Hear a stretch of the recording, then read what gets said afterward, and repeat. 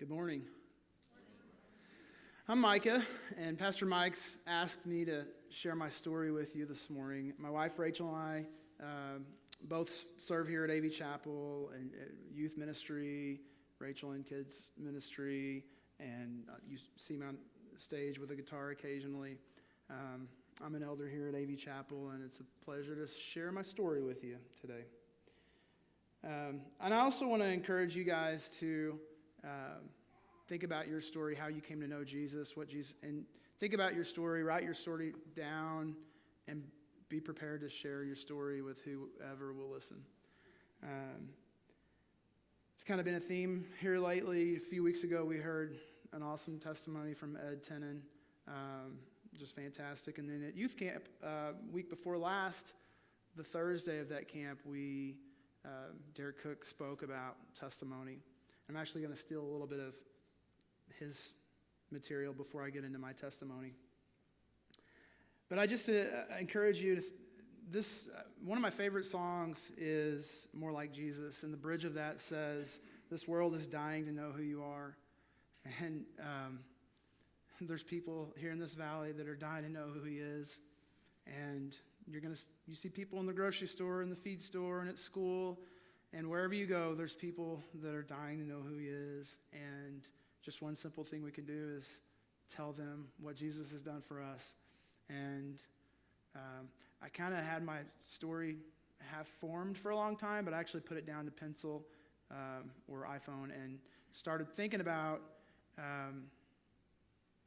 things I had forgot about and where God had moved. And I know some of us, there may be testimonies out there where you've spent time in a prison camp or whatever, and then stories where God's, just highs and lows, mountains and valleys, it's all for him, no matter what your story looks like. And so you're going to hear me say those lines from that song a few times today. This world's dying to know to him. It's been stuck in my head, and I can't get it out of my head. So I'll probably say that a time or two. But I want to start off with something Derek Cook said at camp, just a short story, because I really like the posture, the people in the story of just their posture towards God through really tough things. And then we'll get into my story. Horatio Spafford lived in Chicago in the 1800s. He and his wife Anna were active in their church, and their home was always open to visitors. They were blessed with 5 children and considerable wealth. Horatio was a lawyer and owned a great deal of property in Chicago. The Spaffords endured a great deal of tragedy. When he was 4 years old, their son, Horatio Jr., died suddenly of scarlet fever. And then only a year later, in October 1871, the Great Chicago Fire swept through, and 300 people lost their lives. Over 100,000 were made homeless. Despite their own substantial financial loss, the Spaffords sought to demonstrate the love of Christ by assisting those who were grief-stricken and in great need. 2 years later, in 1873, Spafford decided his family should take a vacation in England. And Horatio was delayed because of business, so he sent his family ahead of him. His wife and their 4 remaining children, all daughters, 11-year-old Anna, 9-year-old Margaret, 5-year-old Elizabeth, and 2-year-old Tanetta. On November 22nd, 1873, while crossing the Atlantic on a steamship, their boat was struck by another ship. 226 people lost their lives as the ship sank within only 12 minutes. All 4 of Horatio's daughters perished. His wife Anna remarkably survived the tragedy. Those rescued, including Anna, who was found unconscious, floating on a plank of wood, were taken to South Wales. Upon arrival, Anna immediately sent a telegram to her husband, which included the words, "Saved alone." Receiving Anna's message, he set off at once to be reunited with his wife. And one particular day during the voyage, the captain summoned him to the bridge of the vessel.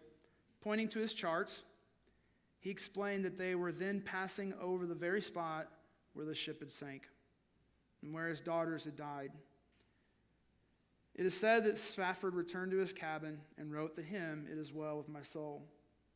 The lyrics, when peace like a river attended my way, when sorrows like sea billows roll, whatever my lot, thou hast taught me to say, it is well with my soul.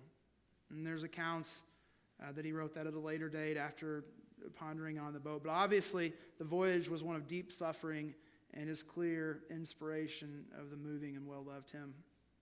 Horatio's faith in God never failed. He later wrote to Anna's sister, on Thursday last, we passed over the spot where she went down. In mid-ocean, the waters 3 miles deep. But I do not think of our dear ones there. They are safe, dear lambs.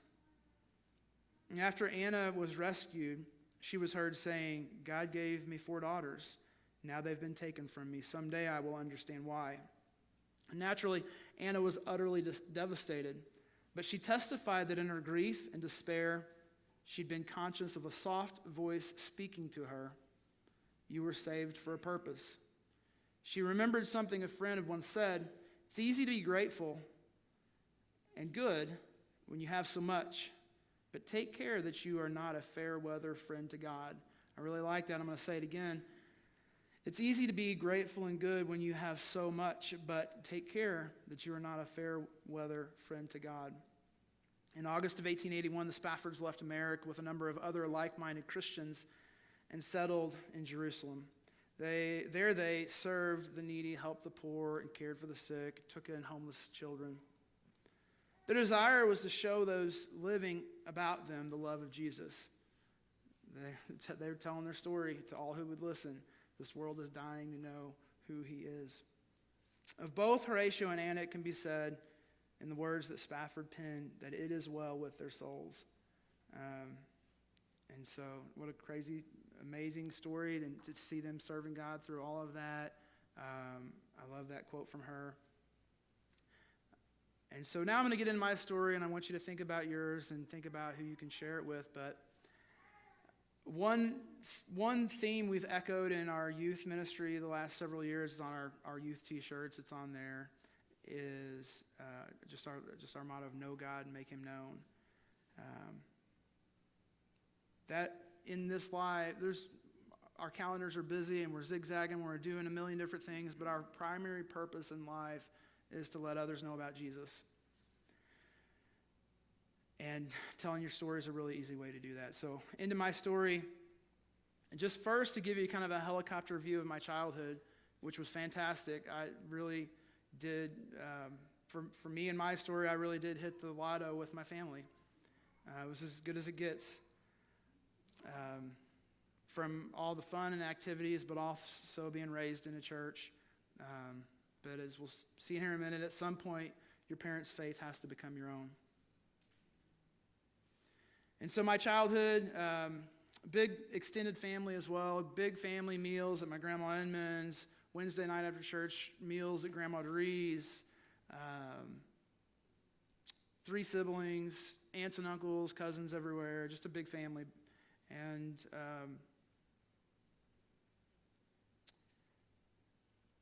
us kids kept our parents pretty busy. Basketball and baseball. I loved basketball and baseball. I had siblings doing volleyball and dance and different things. But we kept our parents pretty busy. I loved basketball, loved baseball. We lived on a farm, and I loved farm life. I'll probably retire and do it again. But I love, we were raised, we raised horses and baby colts, and I loved it. And we baled hay and had cattle, and I loved the farm life. I like to sleep in now, but apparently I don't know why. I would get up without an alarm at sunrise, and I'd be out there on the farm. I just loved it. I loved growing up on the farm. And we'll be driving today, and I'll see it'll be like 103 degrees, and they'll be baling hay and sweating and breathing hay dust, and I'll be like, it looks fun, and my kids look at me like I'm crazy. But I love growing up on a farm, and also just the hay rides and cutting Christmas trees on our farm and playing in the snow and racing horses. It was a fantastic childhood. And my other brother-in-law had a horse as well, Ryan. But we would race horses, and I would usually take my dad's horse, was slightly faster, and I would usually beat him. But even if he beat me, it was okay because I was going to have fun either way because his horse had no brakes. We would race across a field, and his horse, he would have to do like 2 laps around a 40-acre field to stop. So I was going to have fun either way. I loved growing up on a farm.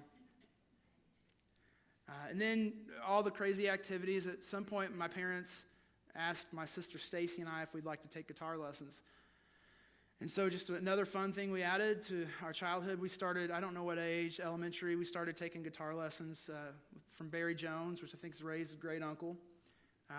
Barry's a fantastic guy and teacher, and I loved. And we started playing a guitar in church, my sister and I, and at talent shows at school.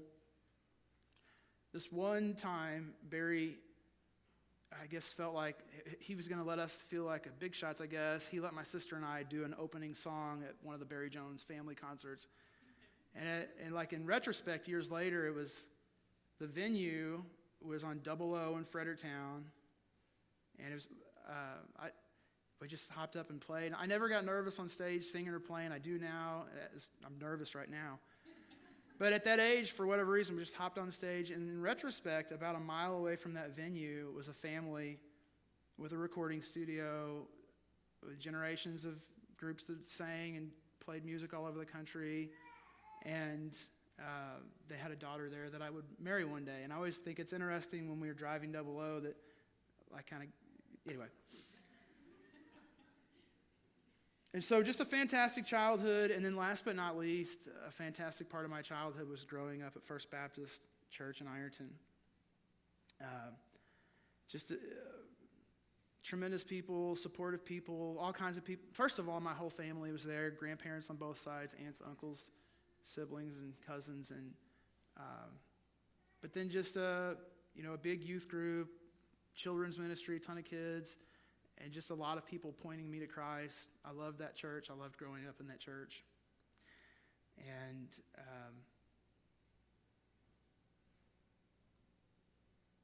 also, like I mentioned a while ago, my sister and I started playing music there at church. My mom and her other aunts and friends sang at church occasionally. My dad was a deacon there. Had a big youth group. I think Josie was at first service, but her dad led us in youth group on Sunday mornings. And we had GAs and RAs on Wednesday nights, and my dad led that. And it was just a tremendous, great experience. And I remember being on fire for God. I was baptized when I was 9 years old when I was baptized at First Baptist Church. And it was April 15th, 1990, which 21 years later would be my daughter's birthday. So her birthday and my baptism day are the same day, which is kind of cool. And so I was just on fire for God. I remember just believing just life couldn't get any better. I remember thinking, Jesus is who he says he is. I believe that. And I remember being on fire. I remember reciting stories from the Bible to my aunts at get-togethers.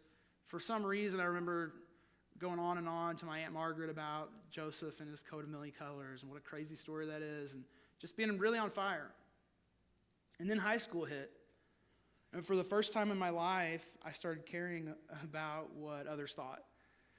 And looking back now, it's kind of silly because there's only like a few people at Arcadia Valley High School. Today, our teens have who's at their school and who's on social media and their smartphone. I had a small group of people putting peer pressure on me at this school, and our teens today have the world putting peer pressure on them through this. And so this world's dying to know who he is. You tell young and old, tell them the story at the grocery store, tell them your story wherever you go, but tell our youth your story, because in the end, I buckled for a season with a small amount of pressure, and I know there's a lot of pressure today.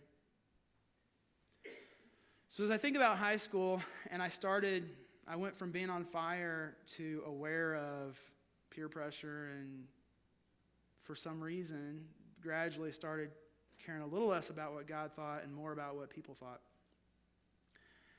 And I remember one conversation my freshman year. There was an upperclassman. They were initiating and picking on freshmen. And I remember I feel like he was kind of offended by my view on things, and he said something to the effect that I would fade away and be like everybody else by my senior year. And he proposed a bet that if he was right, whatever car I was driving my senior year, he would come back and win the bet, and that would be his. And I was like, okay, buddy, like pretty firm in who I am. And I remember that conversation for some reason. Freshman Fall Festival, back then during Fall Festival, they did auditions, and they would do just, if you were one of the 3 or 4 groups picked, you would sing or perform, do something in between the Queen Candidate skits. My sister and I had been singing and playing guitar at church and talent shows, and we auditioned, and we got one of the spots. And again, at that time, I never got nervous. We sang harmony. I don't even know how to do that now. And we got picked, and we were singing at Fall Festival. We were singing a song that we had sang at church. My grandpa had died that past summer, and the song kind of reminded me of him. I love that song. And we had just sang the song at church the week before. It was no big deal. We did it a million times. And for whatever reason this time, again, I'm starting to care what people think. And the whole town's there and the whole student body, and it's not going well. Like, I can't hear. All of a sudden, I can't. And so I kind of did one of these off to the side, and our duet became a solo for my sister while I just kind of awkwardly watched from the side. And shouldn't have been any big deal, but I was starting to care less about who God said I was, and I was caring way too much about what the student body thought about me, and that was going to create issues for me down the road. And so, actually, like I said, we'd been playing a guitar. I set my guitar down. I didn't sing again. I didn't play my guitar for like 6 years. Like, that was a deal breaker. That was not a cool moment, and, whatever. I also, because I grew up on a farm, I could kind of hang out with the farm crowd at school. Because I played sports, I could hang out with the athletes. In addition to guitar, I played trumpet. I could hang out with the band crowd. I could kind of fit in with most crowds at school, and I wanted to. I could kind of be a chameleon. I kind of inherited the gift of gab from my dad. And so, not only did I care what those people thought more than God, I also get plugged in and kind of went that route.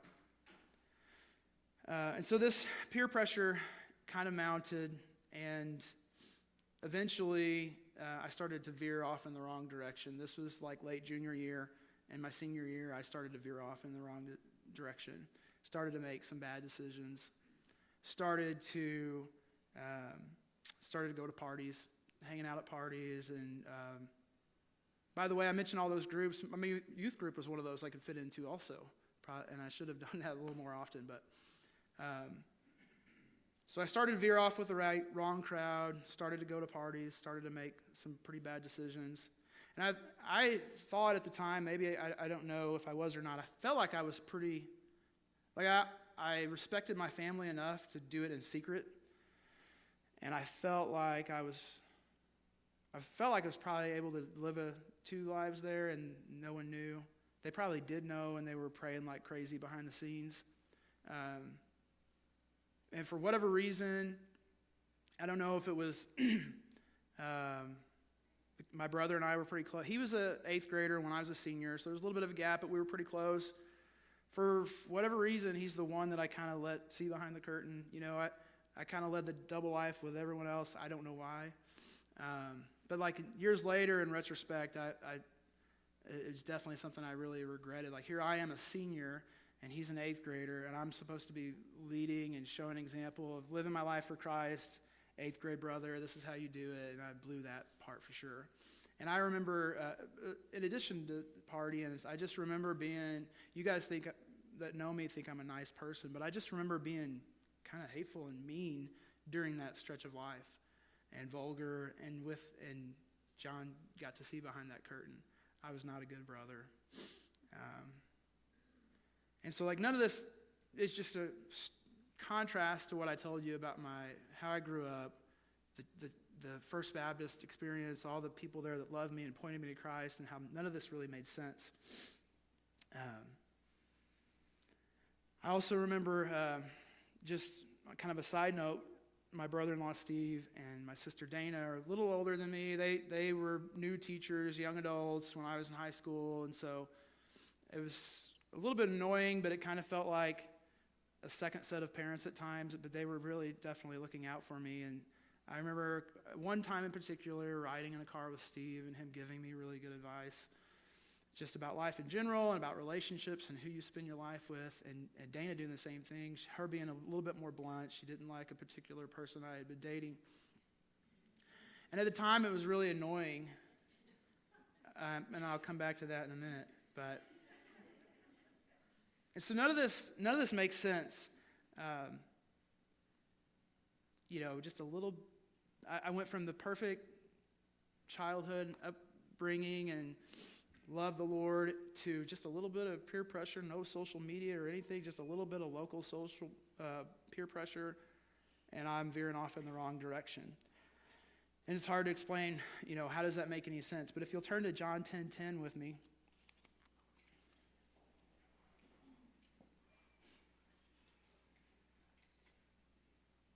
John 10:10 says, "The thief comes only to steal and kill and destroy.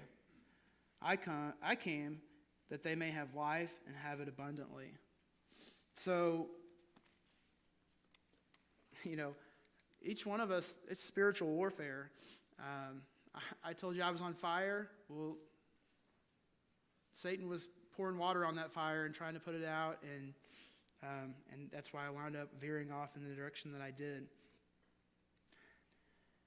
And so I guess I needed something to get my attention. Flash forward a little bit to my freshman year. I graduate high school, flash forward to my freshman year of college, and I had started to have some trouble swallowing food, and I wasn't telling anyone because I was terrified. I had athletic physicals, sports, one broken leg. That was about it. I didn't want to go see any doctors. And so I'm having trouble swallowing food, and it's getting worse. And I'm just I guess my plan for a while there was just to do nothing, which is a bad idea. But I was terrified of what it might be. And when you're 18 years old, you got this whole life ahead of you.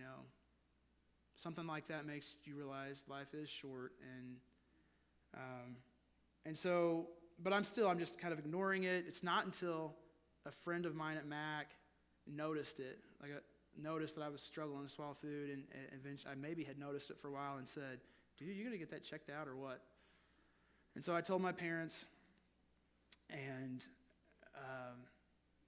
we went to this doctor and that doctor, and test after test, checking to see if it might be some sort of cancer. In the end, it's something called achalasia, and they really don't know. The best guess is that there's a viral infection that attacks the nerves, but they don't really know.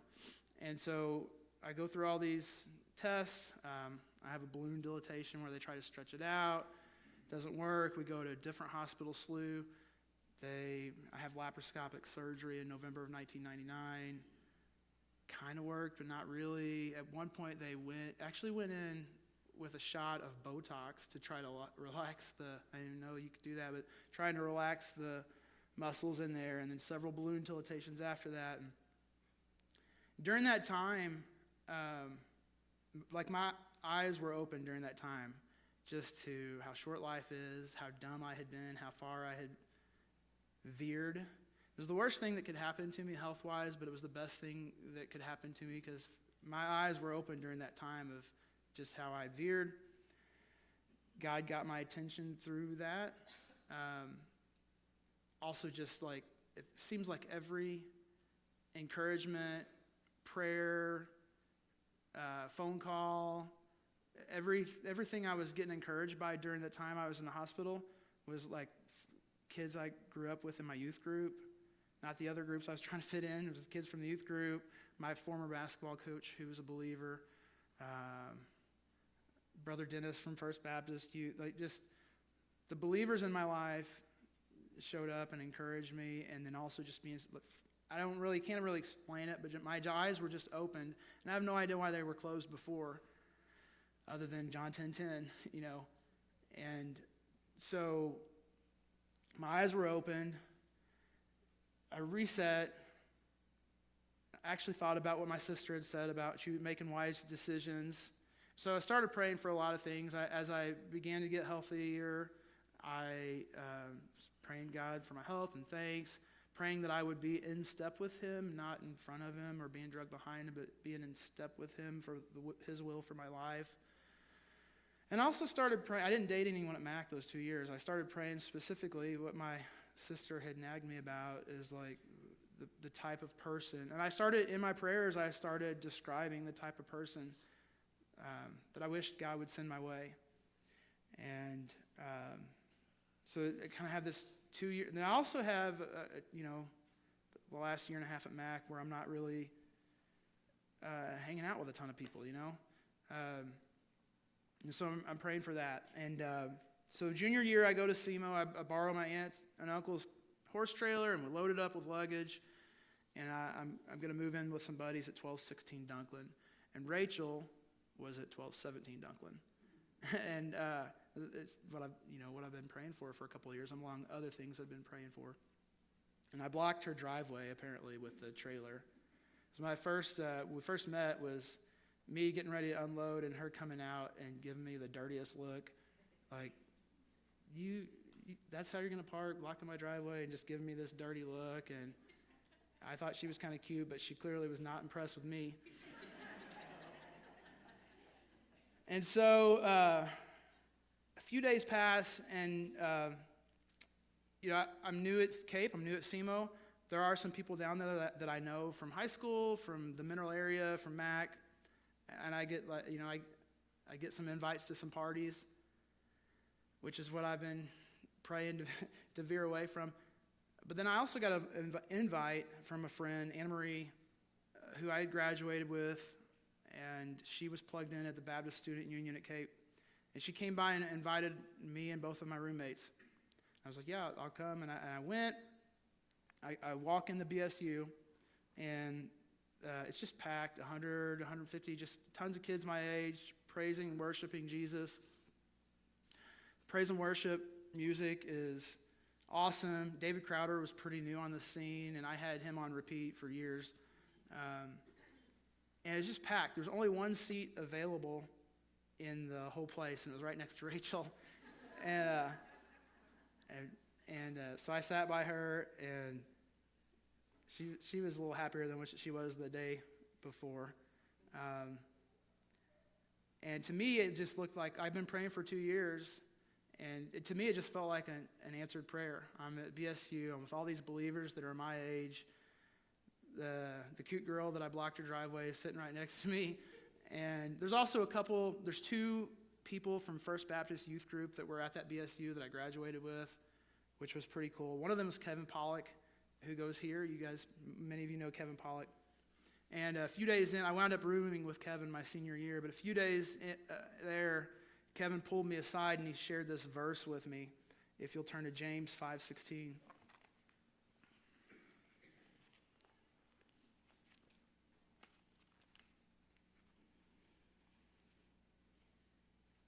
And so Kevin said, he just challenged me.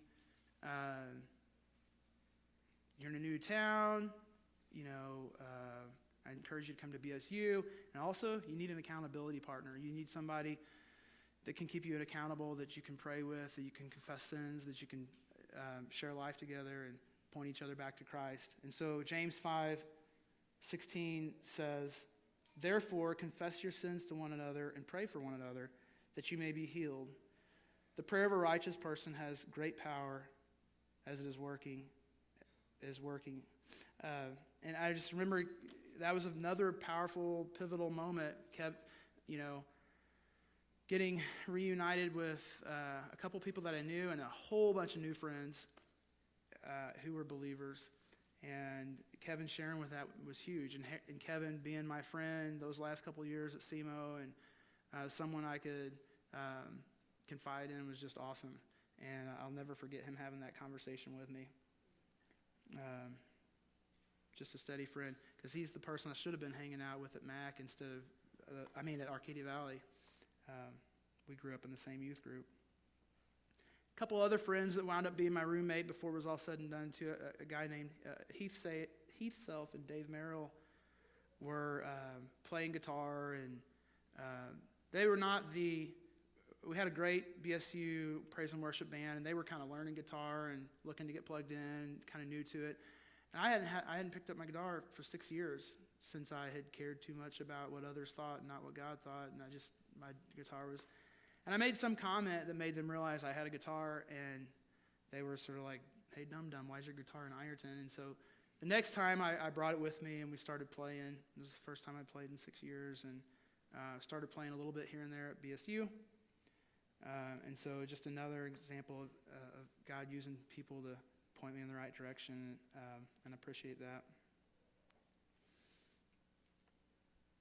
And so Rachel and I dated briefly, and then she broke up with me. And it was pretty early on. And I don't know if it was just awkward because I was like, oh, this is clearly an answered prayer. I recognized it immediately. She didn't. And so she broke up with me, and like normally you'd be kind of sad and bummed and depressed, but I was just like, okay, buddy. Because I knew that I recognized it as an answered prayer. And so, but it was actually a really good thing because we, over the next semester or so, her roommates and her friends and mine, we hung out at BSU.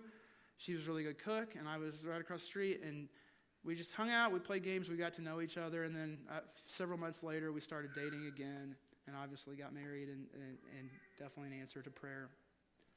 I remember, and as I think about all these difficult things as you navigate life, another verse that's always stuck in my head, when we were dating, we helped Rachel's grandma Janice and Grandpa Lloyd, we helped with one of their VBSs. And if you would turn to Proverbs 3, 5, and 6. This was the theme. I had heard the verse before, and I've heard it since, but for some reason, Proverbs 3, 5, and 6, that was the theme of that VBS, and there was a sort of catchy little jingle that's forever stuck in my head. And so the ups and downs of life, it's definitely something I've always been able to hang my hat on. Proverbs 3, 5, and 6.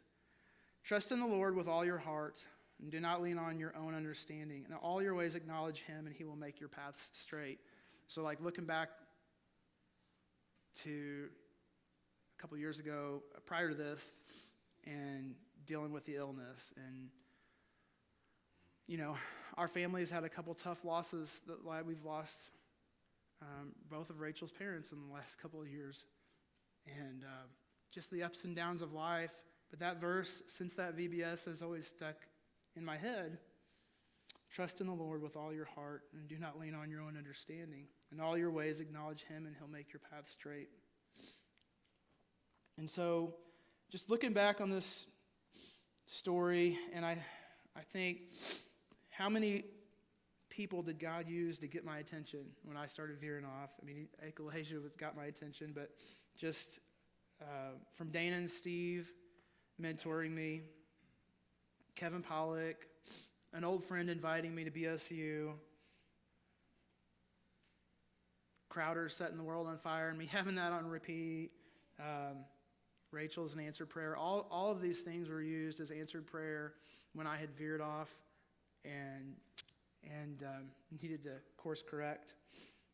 And so as I just think about our lives,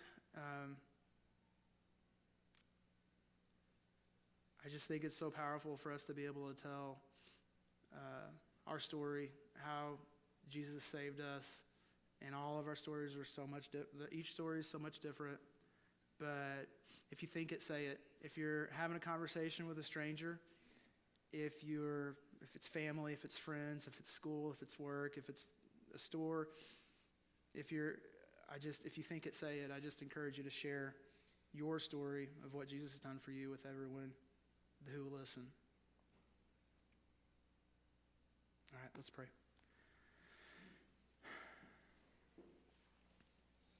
Lord, I just thank you so much for all that you've done for us. I thank you for this church.